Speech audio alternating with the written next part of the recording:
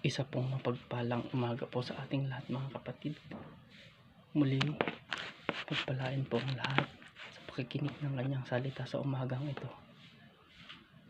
Kapatid, hindi mo man maintindihan kung bakit pinagdadaanan mo ang mga sakit ngayon, mga pait, kawalan, kung anumang problema sa iyong buhay ngayon.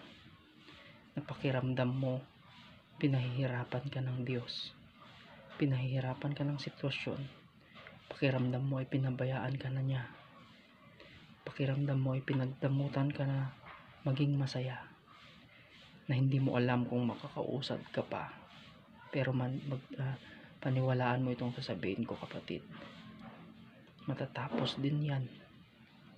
Dadaan lang yan sa buhay mo para matuto ka, para maitama ka, para maayos ka, para maging matatag ka, para maging malakas ka, at mapasayo ang nararapat na para sayo sa takdang panahon, kapatid.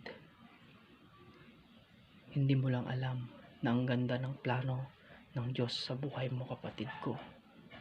Sinabi niya sa kanyang salita sa John 13:7 na ang sinasabi,